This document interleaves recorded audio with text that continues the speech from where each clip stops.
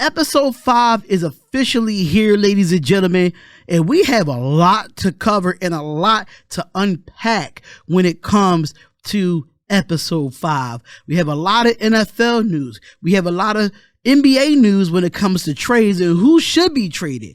And we have WNBA free agency of a lot of top stars going to different teams. So right now, this is episode 5 of the Darion Hopkins Show. Now play that intro.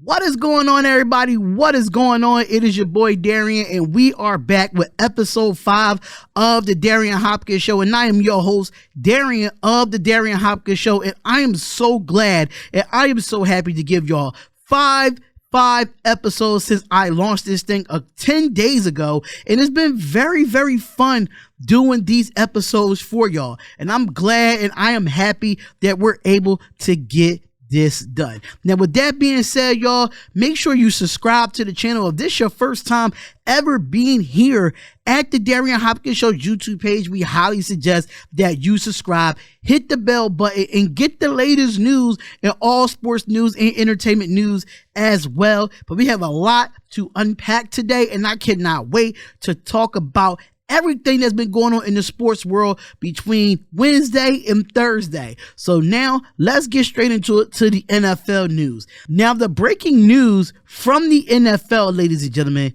of course, is Tom Brady. Now, 1 year ago on this date, February 1st, we saw Tom Brady officially retire from the NFL. Now, we've seen this all before, y'all. Remember, we've seen this all before, meaning Tom Brady retired, and then a couple months later, he comes back.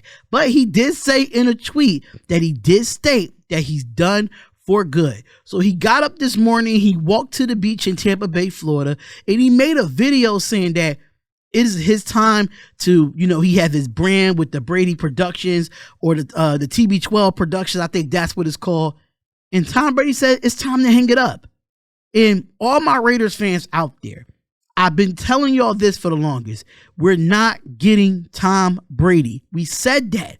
I said it multiple times that the Raider Nation is not getting Tom Brady. It's Father Tom, and it's about time for him to hang it up.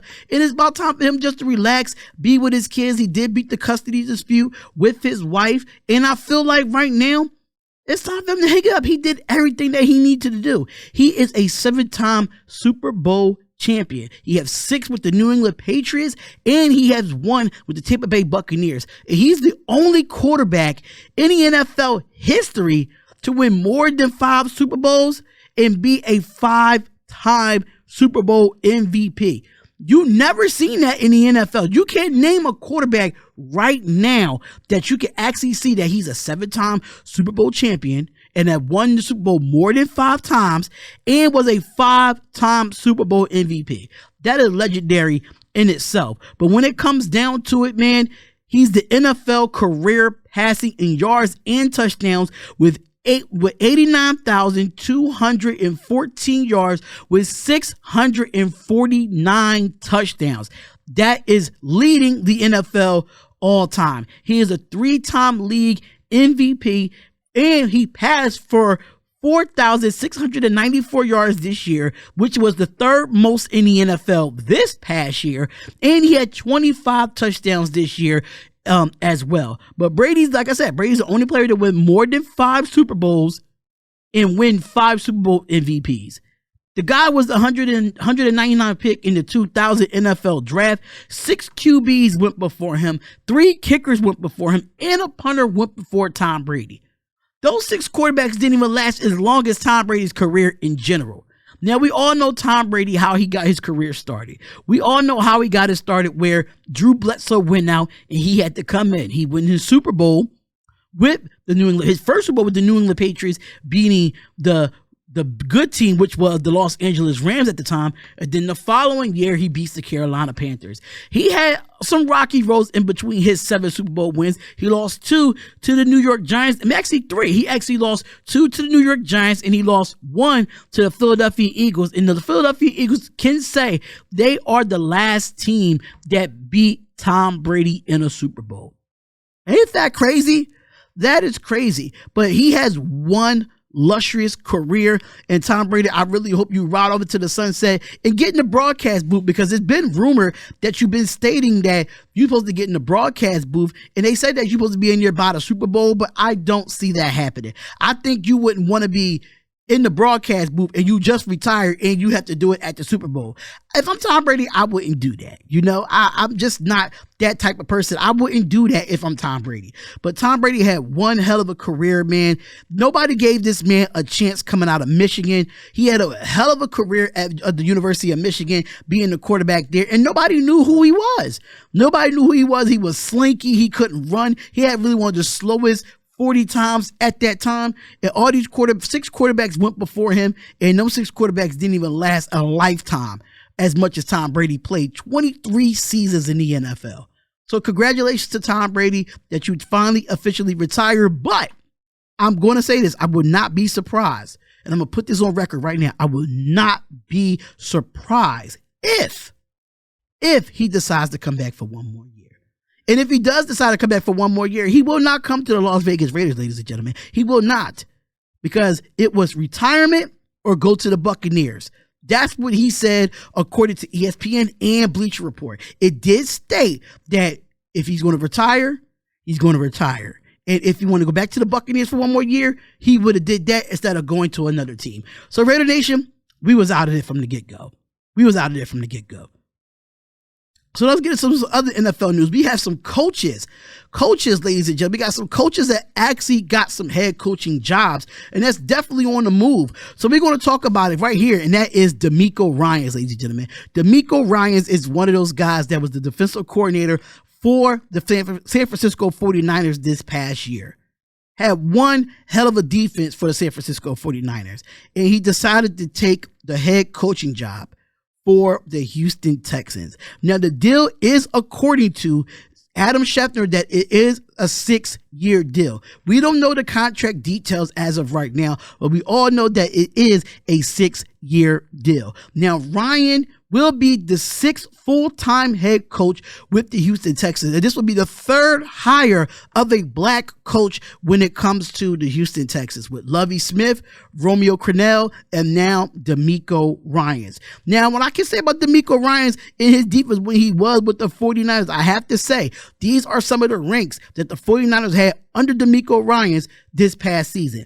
They had 16.3 yards points per game. 16.3 yards. No, 16.3 points per game. That's first in the league. And then he had 300 yards, 300.6 yards per game. That's first in the NFL. 30 takeaways. That's tied for second in the NFL. Rushing yards per game, which was 77.7, which was second in the NFL. Those rankings is coming over to the Houston Texans, where they're a very young football team. And you know what? I like it. I like it so much because before becoming a head coach, he did play for the Houston Texans for Demeco Ryans. Demeco Ryans was one of the best linebackers in the league when he played. He was drafted in 2006 out of Alabama, and he was named Defensive Rookie of the Year with 156 tackles. And he was a 2-time Pro Bowler, and he leads the Texans franchise all-time tackling record with 479. So the guy know what he's doing. He's been with the Texans for 10 years, and he was a Defensive Rookie of the Year being with them. Now, I can say he do have 6 years of coaching. He does have 6 years of coaching. Now, he was a defensive quality control coach back in 2017 for the 49ers. He was an inside linebackers coach for the 49ers back in 2018. And then he was the defensive coordinator in 2020 after Robert Saleh left to be the head coach for the New York Jets. For the last 2 years, he was a defensive coordinator over there with the San Francisco 49ers, and their rankings, like I said, 16.3 points a game. That was ranked first in the NFL, only allowing not even 80 yards a game, second in the league when it comes to rushing. So when it comes to the Demeco Ryans, how can he change this team around? And I'm going to just tell you how he could do it. Now, one thing I can say about this defense for the Texans, they were the worst defensive team in the league when it came to the run. They were dead last with 170.2 yards per game. And that's the most since 2008 of the 0-16 Detroit Lions that gave up 172.1 yards a game. Now, the Texans ranked 27th in points allowed in the last 3 seasons. The team allowed the third most total yards in the game with 375.9 yards a game. That is a lot of yards. And then they finished 10th in the league in passing yards. So they allowed 209.3 yards. It had 16 interceptions, and that was tied 4th. Only 15 TDs allowed, and that was tied for the fewest. That's interesting. Even though you give up a lot of yards, almost 380 yards a game, but the passing yards is only 209.3. So they needed a right defensive coordinator. They need a defensive type of coach to come in and help them out, because I feel like Demeco Ryans will be the best fit for them, in my personal opinion, because I feel like Demeco Ryans is really smart when it comes to the defensive side of the ball. But my question is, what will be his coaching staff on the offensive side of the ball? Because that offensive side of the ball is a big thing for me. It's really a big thing for me. And I really think that when it comes to the offensive side of the ball, the Texans is going to have to be better offensively. They're going to have to find some weapons in free agency or in the draft. And they're going to have to build that defense up to where the 49ers look like the last couple of years under Demeco Ryans. So Demeco Ryans, congratulations to you, bro, for being the next Houston Texans head coach. You said it was a dream come true, and I believe it. It is a dream come true when it comes to you. So congratulations to you, bro, and I appreciate you taking that job and being the third black head coach in the Houston Texans franchise to be a part of that coaching staff. So let's get on to the next thing here, man. And I don't really want to talk about this because this is a division rival. I really don't want to talk about this, but I have to. Sean Payton is the new head coach for the Denver Broncos. Now, I said it on the Nothing But Raiders podcast on Tuesday. I said it on the Spotlight Football Talk YouTube channel, which the link will be in the description. For that, I said I'm concerned as a Raiders fan. I am very, very concerned. And I'm going to tell you why, because Sean Payton knows how to turn bad teams into good teams. You see what he did when he stopped being the offensive coordinator for the Dallas Cowboys and went to be the head coach in New Orleans. And you should see the track record that he has. Matter of fact, let's talk about it in that track record. But before we get to that, the Broncos and the Saints had agreed to terms to trade Sean Payton to the Denver Broncos. Now, the Saints will receive the Broncos' 2023 first-round pick, which is the 29th overall, and the 2024 second-round pick for Sean Payton. Now, the Saints will receive a 2024 third-round pick and expected to make him the highest-paid coach in the league, according to the Denver Broncos and according to Adam Schefter and Ian Rappaport. So shout out to y'all for giving us that information. Now, I have to say, when it comes to the NFL Coach of the Year in 2006, he's 152-89. 152-89 in 15 seasons as the Saints coach. He does have a Super Bowl win over the Indianapolis Colts, and he was a NFL analyst on Fox Sports this past year. So he did not coach all this year because Dennis Allen ended up being the new head coach for the New Orleans Saints. So with that being said, it's going to be hard for Sean Payton to rebuild this team because Russell Wilson didn't look great last year.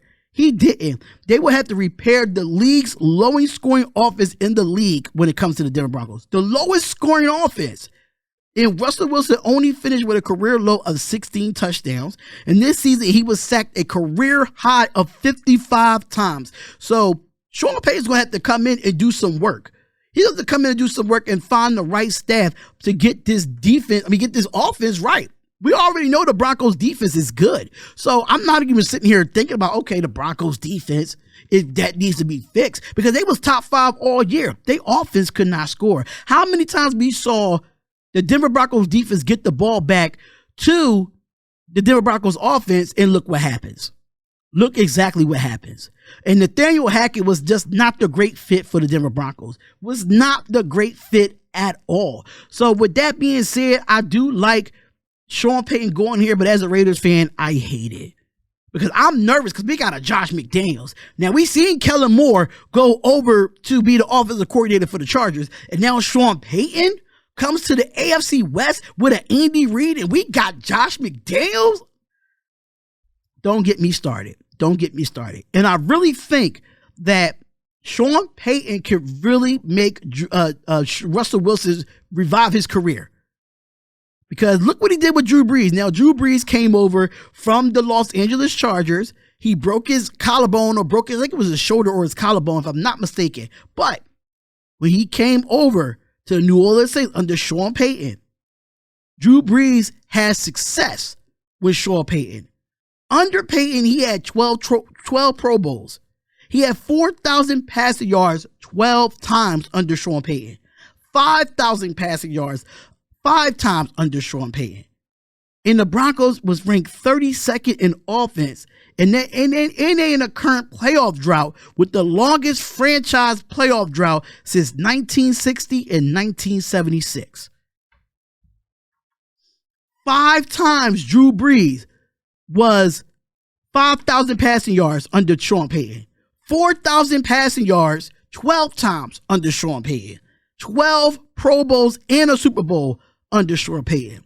So Sean Payton could come in and revive Russell Wilson's career, but they got to start with the offensive line, because sack 55 times, that's just carrying. That's too much. That's too much to put a load on somebody and expect them to want to keep playing.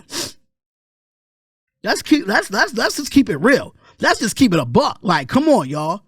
Like, there's no way that if I'm Russell Wilson, y'all got to fix that offensive line. Put some money into that offensive line in free agency, or do it in the draft. There's a lot of good guards, it's a lot of good tackles, and a lot of good centers coming in this draft. So I'm looking forward to see what Sean Payton does. But at the same time, I'm not, because I have to put my Raider fandom in it and say, like, yo, I'm Sean Payton, Andy Reid, Kellen Moore as an offensive coordinator. So we got some competition, Raiders. We got some competition, so hopefully we could do well in free agency as well. So let's get on to a former NFL coach that is suing the Carolina Panthers, ladies and gentlemen. And that is Nebraska's head coach, Matt Rhule. Now, Matt Rhule did file an arbitration suit against the Panthers for $5 million to offset the severance of compensation. Now, according to ESPN, they did state that Matt Rhule is the new coach at Nebraska. He is seeking money, and he believes the Panthers still owe him money after he was fired from the Panthers on October 10th. Now, Rhule was fired 5 weeks into the 2022 NFL season. He was only 11-22 as a Carolina Panthers head coach in 2 seasons there. The Panthers, after signing a $62 million deal in January, according to Matt Rhule, he said he was roughly owed $34 million by the Panthers after his dismissal. Now, I got something to say about this. I got something to say about this. And I'm not a big fan of Matt Rhule. I'm not. I always thought he was a great college coach. I always thought that he was one of those coaches that could come in and lead a college football team. You see what we saw at Temple. We see what we saw at Baylor. And then he made the leap to the NFL. I think he should never went to the NFL. I'm going to just be honest. I don't think he should never took the leap to the NFL. I understand the money is there, but your success is college football. That's where your success is at. And Nebraska is going to need you to revive that career, because Nebraska looked terrible the last couple of years. Terrible. They were not even in competition for the last couple of years. And one thing I know about Matt Rhule is that he knows how to rebuild a college football team. So now he feels like he's owed money because of the contract compensation that was agreed upon from the Carolina Panthers. So he's like, oh, y'all want to fire me? You owe me money. Even though y'all tried to offset it with the Nebraska contract that he got for $72 million. But It's still not enough. According to ESPN, they saying it's only $5 million, but I think it's a little bit more than that. I think it's a little bit more than that. And knowing that right now, the Carolina Panthers did hire Frank Wright as a new head coach. And I'm not too surprised about that. I'm not surprised about that. Frank Wright was going to get another head coaching job somewhere, somehow in this league, or be an offensive coordinator somewhere. But Matt Rule should have never came to the NFL in the first place. The whole thing just debacled. It debacled really bad in Carolina. Everything fell apart for him. He tried to run a college-style offense or try to run a college-style team with the Carolina Panthers, and it just did not happen that way. It just did not happen that way. You can't do that with a NFL team. You can't make it a college football type because the recruitment is different. Free agency, salary cap. You don't have that in college football. I mean, you got the NIL deals now. You have that. But as far as like free agency and working with the GM and being an owner and stuff of that nature, it just does not work. It doesn't work in the NFL. We saw your success at Temple. I live in Philadelphia. So I see it. I see it. You had great success with Temple. You left Temple and went to Baylor. Had great success with Baylor. You left Baylor to take the leap to the NFL, and it wasn't as successful. And we see a lot of college coaches try to take that leap to the NFL, and they know they only meant to be in college football. Now, if I'm a college football coach, I would never pull a Matt Rule, and I'm going to tell you why. Because I'm getting paid the same amount that NFL coaches is getting paid in college football. That's just a known fact. That's just a known fact. But I understand the money was right. The money was right. And do I think Matt Rule has a right to sue the Carolina Panthers? That I don't know, but I know he filed the arbitration. So we only got to see how that goes when it comes to the arbitration suit and it comes to the severance compensation. So I don't know if he's actually deserving of the $5 million or how much it is. But if they agreed upon something within those lines of a contract and the Panthers is not actually going upon that contract after they fired him and dismissed him from the Carolina Panthers, then the Panthers are going to have to go to court for it. So Matt Rule won't get that money. Or Matt Rule has leverage to get that $5 million or whatever, how much it is. So in my personal opinion, I don't know if he deserves it. I don't know if the Panthers would pay him.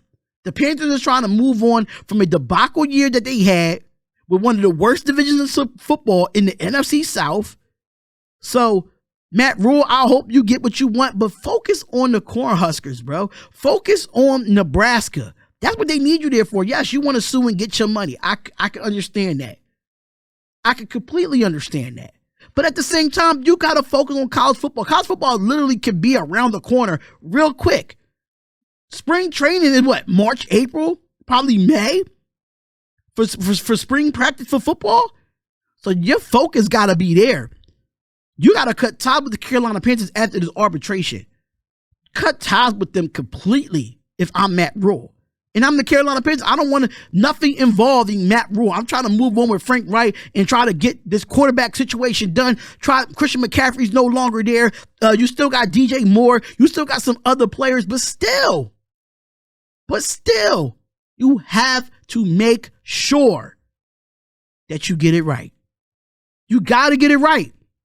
So focus on Nebraska, and the Panthers focus on the Panthers after this arbitration suit. But we will definitely keep looking more into this here, right here at the Darion Hopkins Show, man. Let's get into some NBA talk, ladies and gentlemen. Let's get into some NBA talk, because it's a lot that has to be talked about when it comes to the NBA. And trade deadline is February 9th. And there's a lot of teams that need trades. There's a lot of people that's supposed to be traded. But there's one player that's really one of the popular names that's been on the trade market, and that's Toronto Raptors' OG Anunoby. Now, the Phoenix Suns, the Pelicans, the Pacers, and the New York Knicks want OG Anunoby, according to Shams. Now, Shams says that OG Anunoby is one of the most popular names on the trade market this season. Now, he does say that Shams of The Athletic told FanDuel TV that 4 teams has expressed their interest in acquiring for OG Anunoby in a trade for him before the February 9th trade deadline. Now, I can say that he is 25 years old and he's currently sidelined with a wrist injury. But the guy has played well in 45 games for the Toronto Raptors, averaging 16.9 points, 5.5 rebounds, 2 assists, and two and a half steals in 45 games this year. And he has the two-way ability. He plays great defense. He has good offense with Fred VanVleet and all those boys. Pascal Siakam, when Pascal Siakam is actually healthy. But the Toronto Raptors trying to trade OG Anunoby. What are you going to get back in return for him? What are you looking for getting back for OG Anunoby? Now think about it. What the Knicks are willing to give up?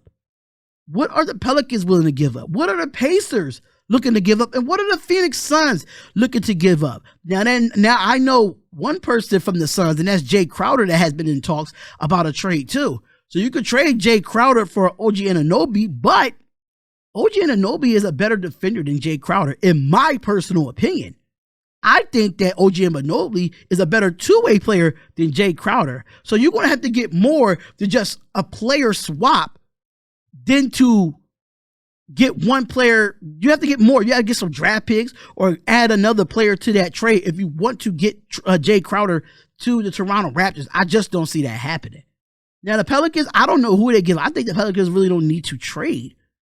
They have a nice little squad over there. I think you should keep that squad together because you don't want to give up Brandon Ingram. Absolutely not. You don't want to give up that. You don't want to give Zion not going nowhere. CJ McCollum's not going nowhere. So who would you give up for OG Anunoby to add to that squad? That's the question I'm going to ask y'all in the chat. Who would it be?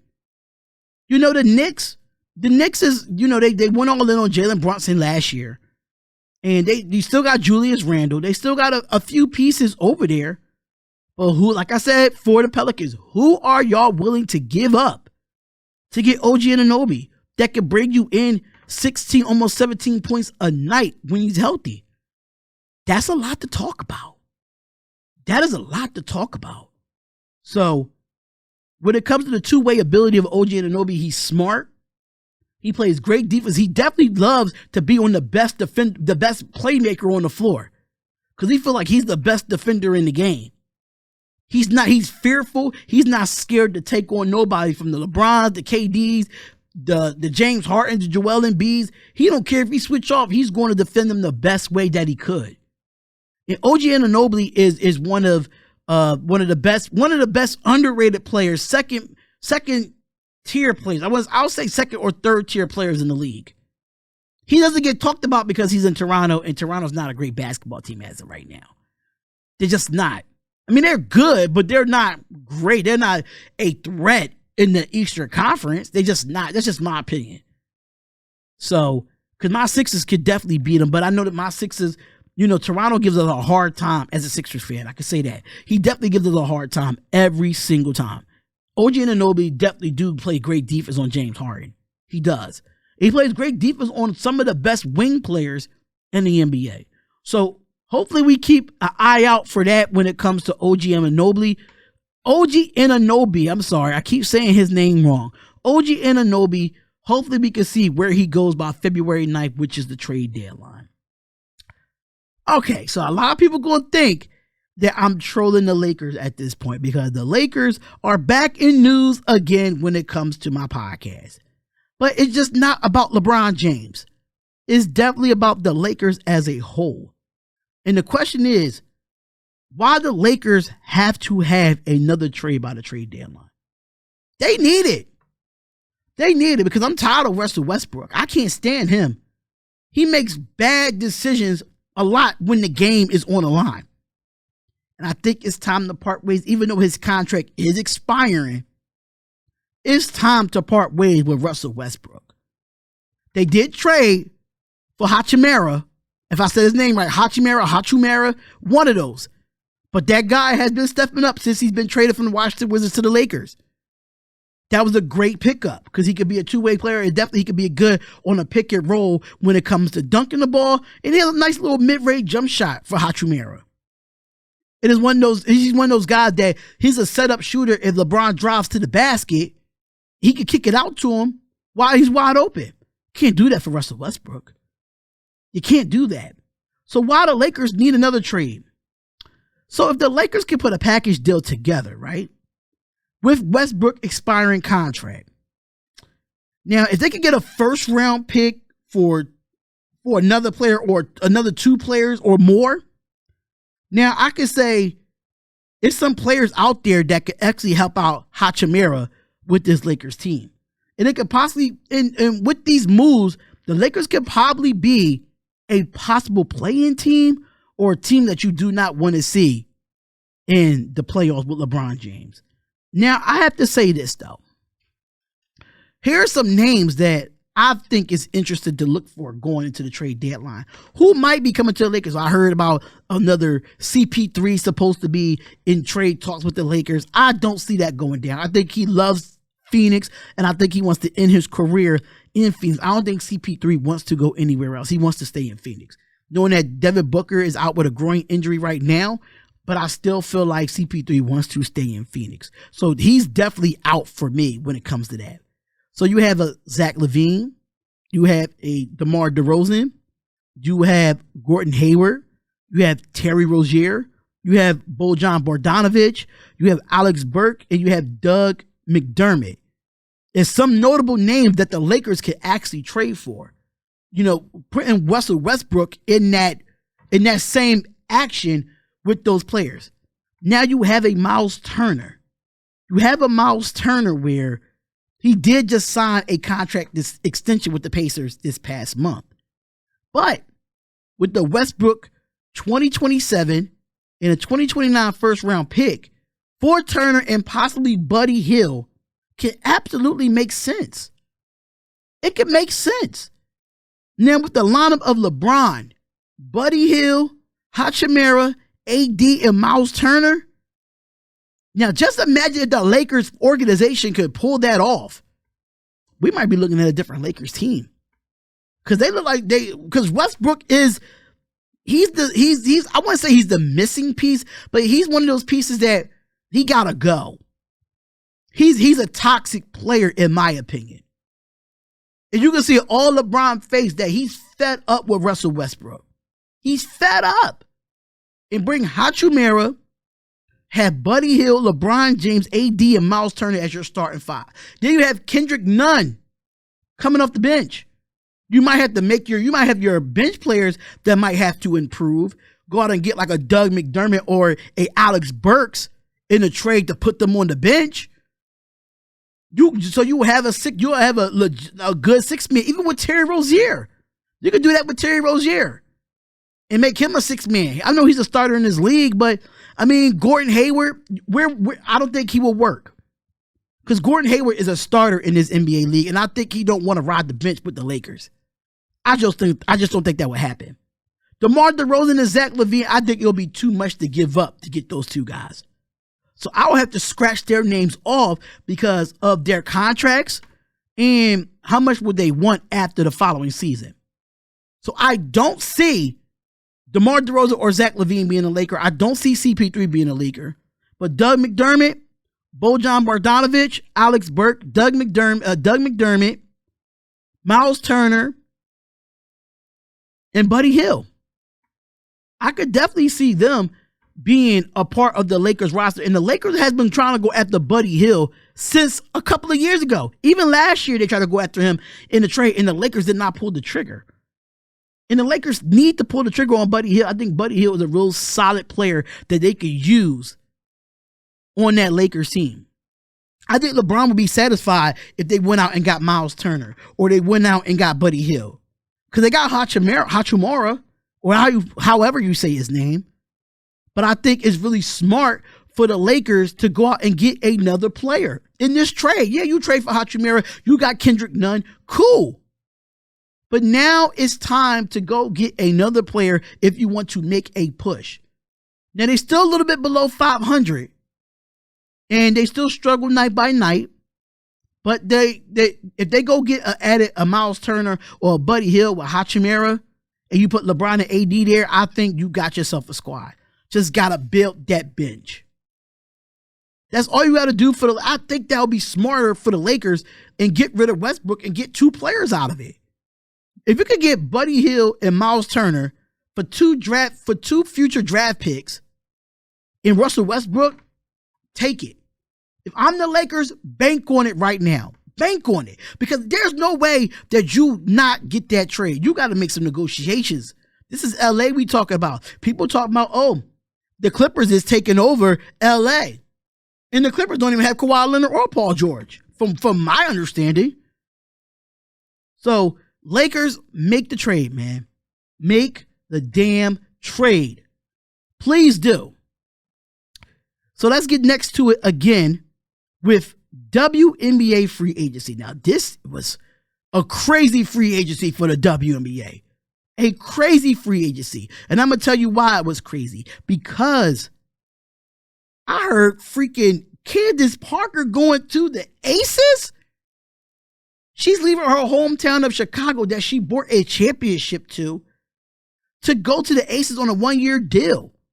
Now, we all know Candace Parker is one of those girls, man. She's one of those ones. She's a 10-time All-Star, 2-time WNBA champion, a 2-time women's national champion at the University of Tennessee, which is my favorite college, by the way. What else does she really have to do? But I think she wants to get another championship under the Aces. But I kind of understand why she decided to go to the Las Vegas Aces. Her family lives out there. Her new family with her wife, her son, and her daughter. And she has to miss like daughter volleyball games or daughter's basketball games because she's on the road, doing Inside the NBA on TNT. And she has to travel on the road when she's playing in basketball games. So she could come home being in Las Vegas. That would be smart for her to go there. But listen, it's going to be that Las Vegas Aces team with the MVP Asia Wilson. You have Kelsey Plum, and you have her reuniting with Chelsea Gray, where they was in LA together.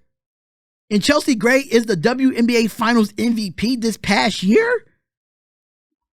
Y'all can't tell me no different. You really think the Aces is not going to win the WNBA championship? It's a possibility that they really can. Adding Candace Parker just made it real difficult for the WNBA.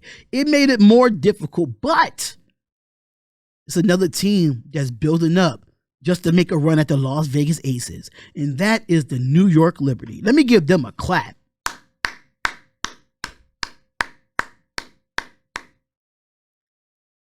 The New York Liberty signed Breanna Stewart.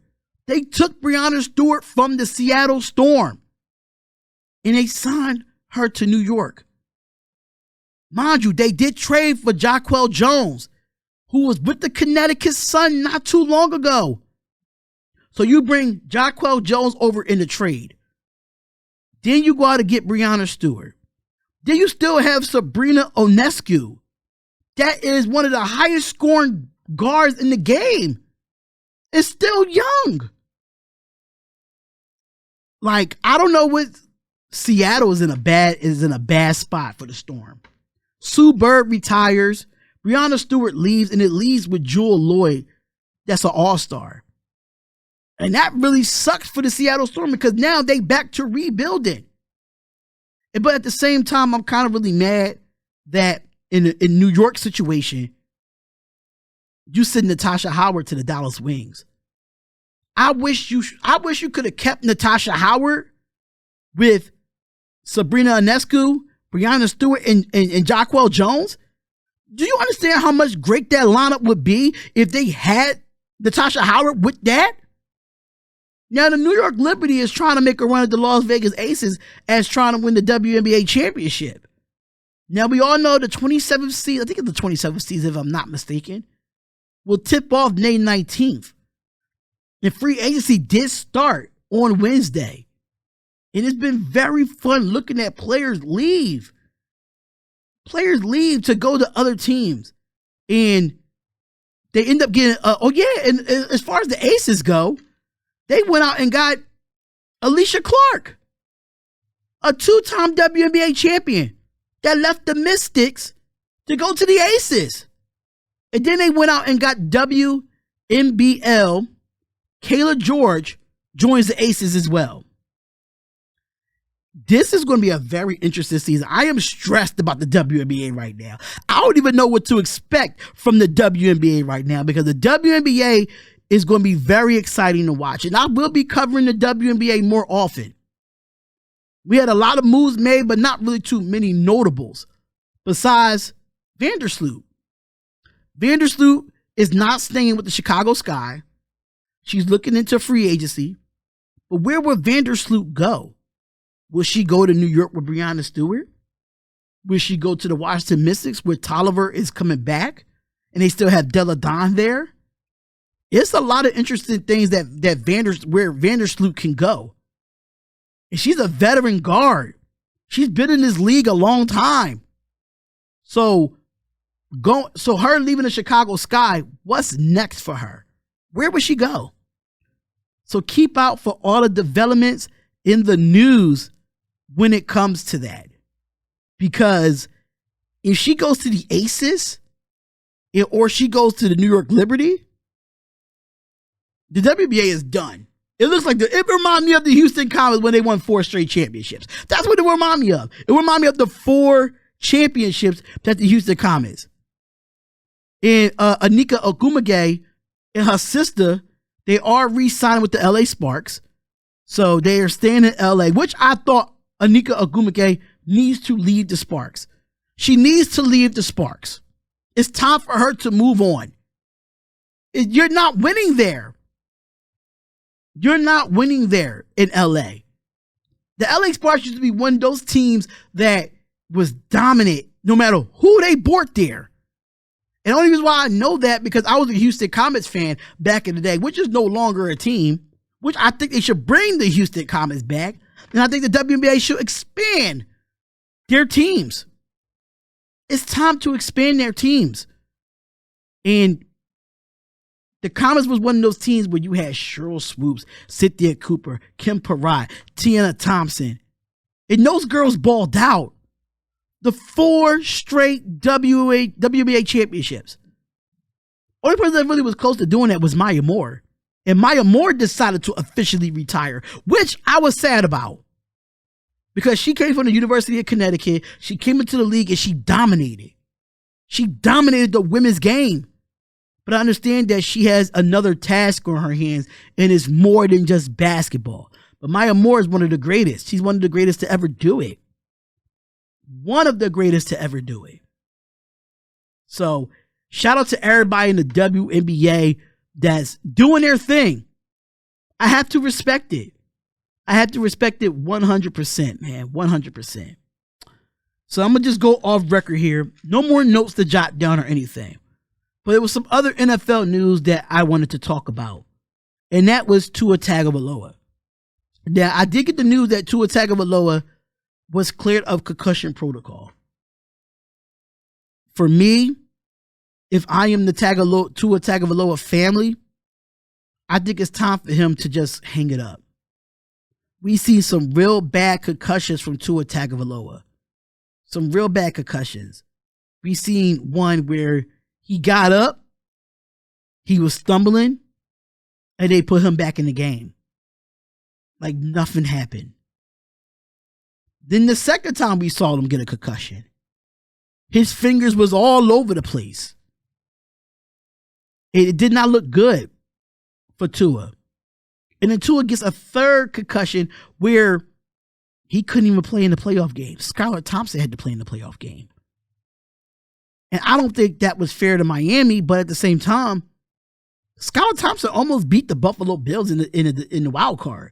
I can say that, but I think the game would have been different if Tua was playing, if he was 100%. And I know his brother played at Maryland. I don't know if he's coming out this year. I think he was a sophomore, if I'm not mistaken. But take care of yourself if I'm Tua Tagovailoa's brother. Because Tua Tagovailoa right now, he could really hang it up and help himself from not getting injured. And when it comes to concussions, I am a testimony of that. For real, I really think I have CTE. I really think so. Of playing 10 years of football. If y'all saw my last podcast, I did play 10 years of semi-pro football. And I have lost memory sometimes. Sometimes my eyes get blurry. Sometimes I can, my attention span is not great. It's a lot of symptoms that CTE has that I have. I just can't get diagnosed with it until, God forbid, something happens to me. Which I don't want nothing to happen to me. So I'm keeping up with my health. But that's what forced me to retire after 10 years of taking blows to the head. I've been in the hospital. Football is a violent sport, and I understand you love the game of football, but your health has to come first. You see what happened with Junior Seau. You see what happened with a lot of players that pass at a young age because of CTE or PTSD after football. It's hard. It's hard. Anxiety and depression that all comes into place with it. Because it does. And as a former football player, and I'm asking you, Tua, how are you feeling? Do you feel like you could go back on that football field and you could actually sit there and play the game without getting another concussion? And I know accidents happen. We understand most, people hit their head on that turf. We seen Josh Johnson do it in the Philadelphia Eagles game, in the NFC Championship game, get a concussion. So if I am you, Tua Tagovailoa, get second opinions before you are officially cleared to throw a football. Get second opinions to make sure that you're cleared at the end of the day. Because I've been there when it comes to concussions. I've been there. I had about 5 or 6 of them in the 10 years that I played. My head is not all the way up there and screwed. It's really not. It's not. It's not great. But just get checked out. And for anybody that plays football and you have to wear a helmet, check your helmet. Make sure you're properly tackling the right way. Make sure your head is up when you tackle. Or make sure you can't help it as a quarterback and your head, flinch back on the ground. But just try to protect yourselves as much as possible. Coming from a football player to a football player. Simple as that. But that is episode 5 of the Darion Hopkins Show. I want to thank everyone for tuning in to another episode. Episode 6 is going to be epic. I have a beautiful guest coming on. You will see that on Tuesday. But episode 5 is definitely in the books. And if you are listening to this podcast in the audio version, make sure you leave us a review and subscribe to our Apple Podcast. Leave us a review and subscribe to us on Spotify. Leave us a review and subscribe to us on Anchor. They are the 3 platforms that we're on for the audio podcast. Darion Hopkins Show at Apple Podcasts, Darion Hopkins Show at Spotify, and Darion Hopkins Show on Anchor. Follow us on Instagram, the D Hopkins Show on Instagram. Twitter is the same thing, at the D Hopkins Show. You will see it at the bottom here. You will see it at the bottom. Make sure you subscribe to our YouTube channel for all the shorts that we're going to be putting up, for all the videos that breaks down these podcasts. So subscribe to the Darion Hopkins Show and make sure you turn the notification bells on. You don't want to subscribe and don't turn the bell on and then you miss out on great content. So make sure you subscribe to everything that I just named here, right here on the Darion Hopkins Show. I want to thank y'all for tuning in to another episode of episode 5 of the Darion Hopkins Show. I am your host, Darion of the Darion Hopkins Show. And I will see you in the next video, and I will see you in episode 6. Peace.